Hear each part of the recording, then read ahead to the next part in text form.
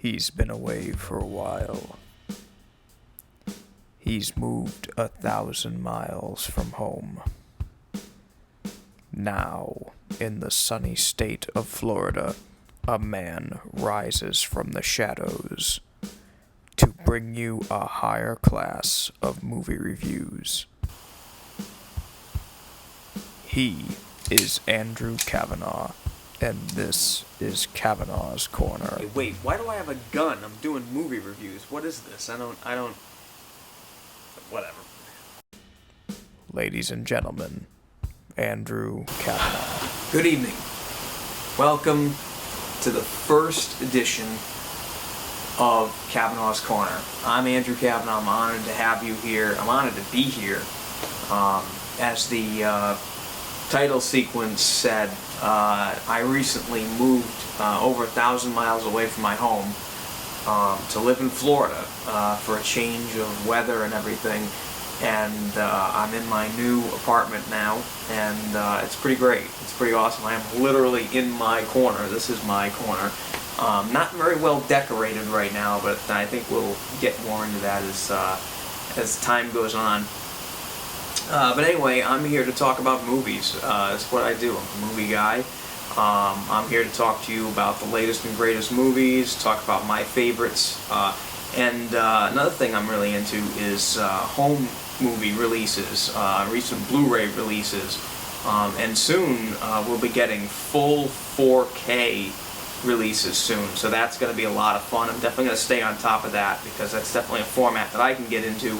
I was kind of excited about 3D Blu-rays when they first came out, but they kind of fizzled out, not very interesting anymore. I'm more into picture quality than picture trickery, as they say. And 3D can be used well, but honestly, I haven't seen anything recently that's really brought that to the forefront. So I'm here to talk about movies of all shapes and sizes. This is our first episode, so I wanted to say thank you for watching.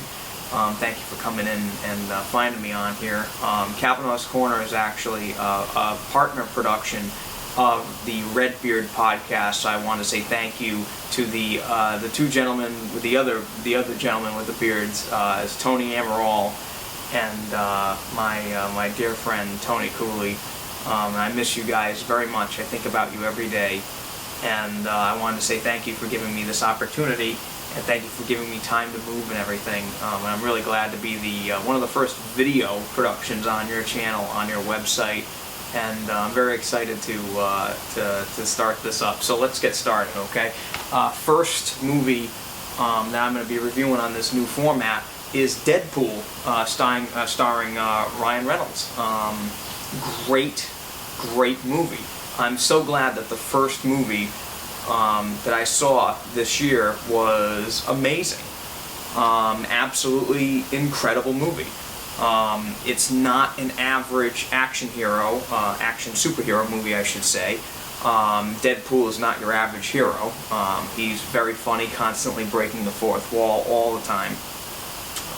Very interesting character. And I'm glad that it was as good as it was. I've been waiting for a Deadpool movie for a long time. Actually, I've been waiting for an R-rated superhero movie for a long time. The last time we had an R-rated superhero movie was actually Punisher Warzone, and that movie sucks. It's a horrible movie. I know there are fans of it out there. I know I'm going to get some hate for this, but I hate that movie. I actually prefer the Tom Jane, the John Travolta one. I know what you're thinking. It's okay. It's alright. Give me the hate. It's alright. I like it. But I'm actually more fond of that Punisher movie than I am of the Warzone one. Warzone was just way over the top. The only problem is with Warzone, you had to take it seriously. Warzone was meant to be taken seriously, whereas Deadpool is not. This is the most nonsensical, ridiculous movie I've seen in a long time, but I loved it. I loved every minute of it. It was awesome. It pulls no punches. The whole movie is just like one long joke, and I love it. It pokes fun at the superhero genre. It also has a good time with just the sense of being at the movies in general. I haven't seen a movie in a long time where a character has straight up broken the fourth wall and looked right at the audience and said, "Hey, by the way, this is my movie. Get ready for this shit." Just unbelievable. I love that. I love the fact that it was very accurate to the character. The character of Deadpool is a very funny, kind of cocky, fast mouth kind of character, and he's all there in this movie. Yeah, I think Reynolds was literally perfect in this film. Ryan Reynolds just absolutely nails it as Deadpool. Also, the movie kind of jokingly pokes fun at his previous depiction of the character in X-Men Origins Wolverine, which is, again, not the greatest of movies. I think it has its good points and bad points, but for the most part, not the greatest superhero movie ever made. His character in that was way off in terms of its depiction compared to its comic book character. That's actually what drew a lot of the hate for the movie, was when they, ultimately show what they do with that character in that film. It's horrible. I think honestly the action in this movie was very well done. It was also kind of nasty, which I liked, because in the comic books he just kills people without remorse. And that's pretty much what happens in this movie. He kills a lot of people. It's a brutal, nasty movie. But honestly, CGI in it was very well done. Very little use of shaky cam. I hate when movies are constantly shaking like that. I think the Bourne movies are the only ones that really do that well. In terms of like handheld photography, and they kind of started that, so it's kind of their fault. But I like those movies, but for whatever reason, I'm just not fond of shaky cam in many other films. It's a lot of times it's very poorly done, and it's usually to hide just bad direction. This film not too shabby in terms of direction either. I think the love story in it is great, very unconventional. I think that's actually one of the strongest parts of the movie, is that it is a love story, but it's not one that you would expect from a superhero movie. It's pretty great. I'm not going to give anything away here, but the chemistry between Ryan Reynolds and the actress that plays his girlfriend in the film, which name escapes me right now, so I'm sorry about that. But she's wonderful in the film too. They have a great back and forth. Their chemistry is hilarious. And she reacts to his actions in a way that's actually human. Somebody left you at random, you would probably not be happy with them, and not extremely happy to see them, like in most films. So again, hats off to her. Great job. I think it's awesome that the movie was not ashamed to be very R-rated. And let me be perfectly clear: this is not a movie for kids. Kids should not be watching this movie. It is a very, very, very adult film in more ways than one. There's sex, there's nudity. There's actually a very good amount of nudity in it. Like as I mentioned earlier, the violence in it is extremely nasty. The language in it is throughout, from the beginning to the end, the credits have bad language in it. The opening credits have bad language in it, so it's not a movie for kids. Any of these people out there saying this should be a PG-13 movie for kids, you're missing the point of this. We had a PG-13 Die Hard once. Remember how well that went? Yeah, no, we should not exist. Honestly, I think the only part of the movie that I can think of that was not up to snuff, up to the rest of the film, was actually the villains. I thought the villains were very much the weakest part of the film. I did not like the motivation for the villains, I should say. I think the motivation that they had in this film was kind of pointless. Without giving too much away, their goal is to basically create superheroes that will do for them. Almost like servants, indentured superhero servants, and it's not very well explained. It's kind of glossed over because it really doesn't matter.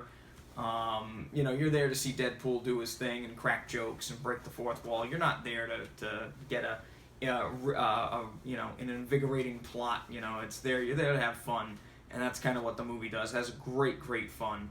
I really am a big fan of Gina Carano. Gina is a great fighter. I should even say martial artist. MMA fighter. She's incredible. She's very beautiful as well, but she's also extremely tough looking.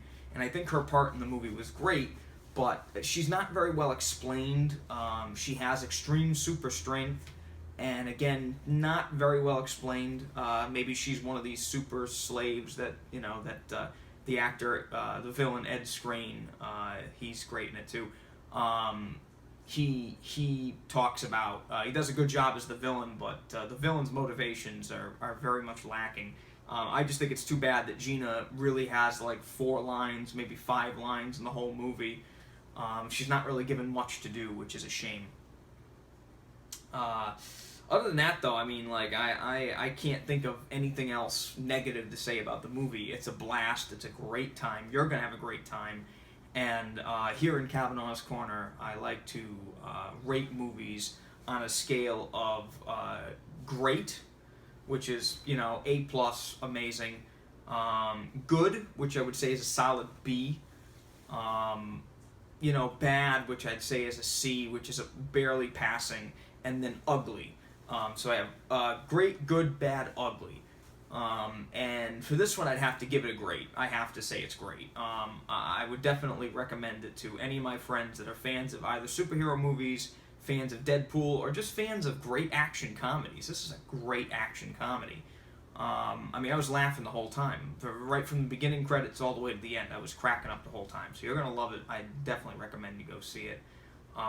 Deadpool is in theaters now. Please go see it. You're going to have a great time. You're going to love it. Second part of the show tonight is going to be the home video aspect of it.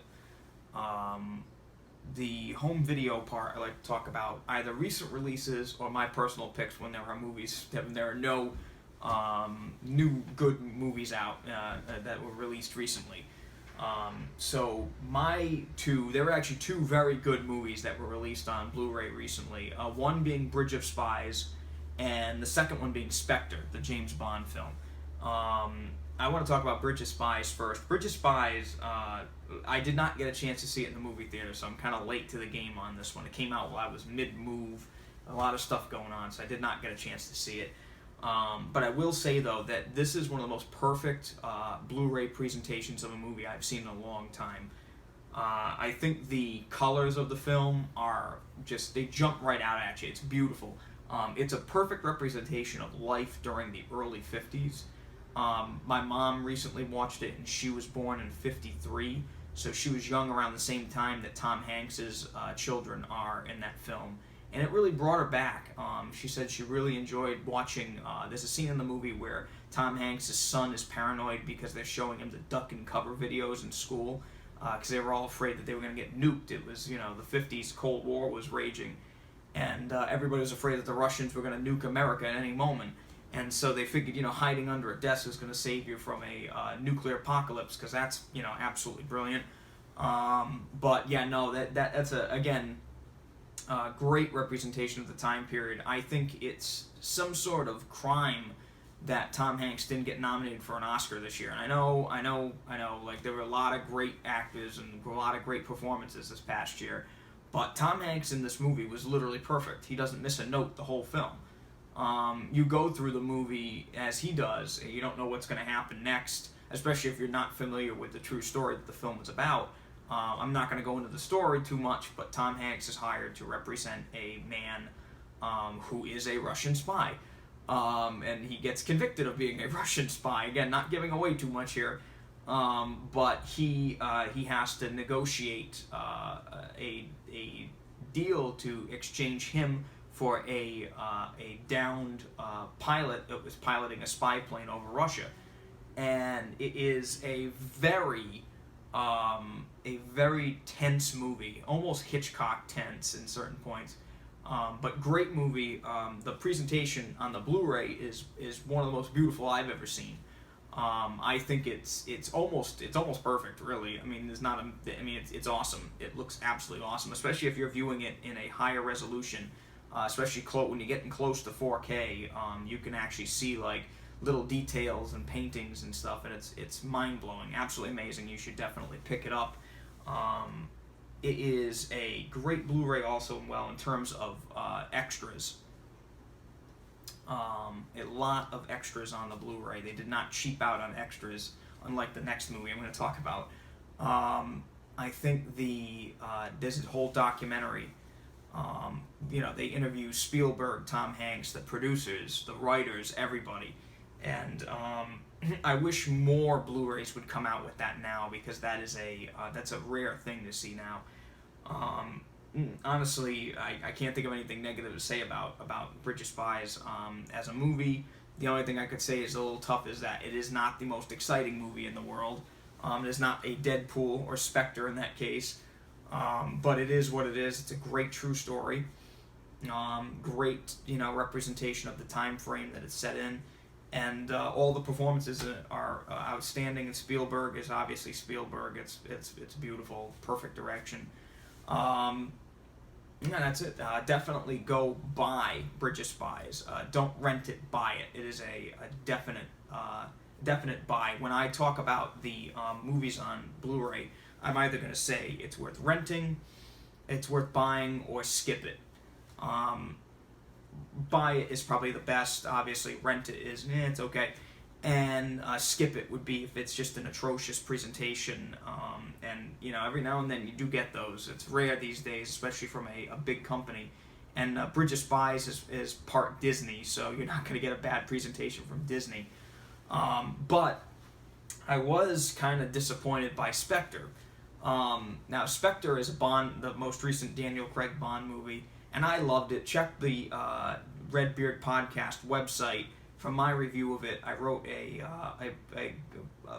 I wouldn't say lengthy, but a pretty good length review. I also did my top 10 favorite Bond movies in chronological order, not from 1 to 10, but of all time, from the first to the last.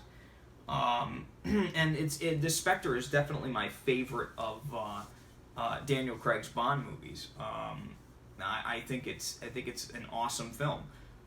It is exactly what you want from a Bond movie. It's a rollicking adventure. It's got a great, it's got a great lead with Daniel Craig. I think Craig is nailing it in this movie. He's totally at ease with the character now. He could probably play Bond in his sleep. He's so good. My problem with the Blu-ray is the fact that this is this massive Bond movie, and even Skyfall had a very good amount of extras in it.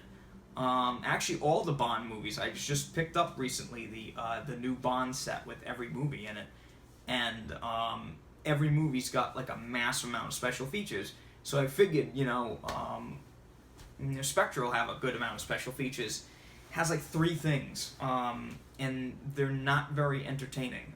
The most interesting one to me was that the director, Sam Mendes, who is an awesome director and does a great job with this, and he did an amazing job with Skyfall.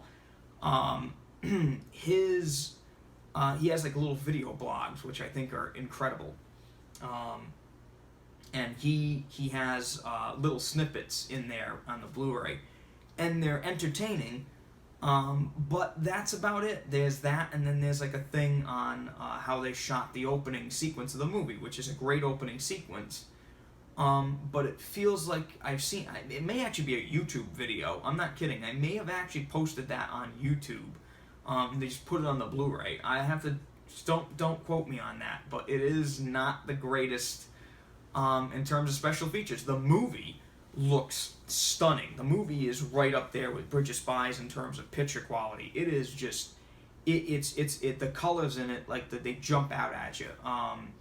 It's basically another flawless presentation.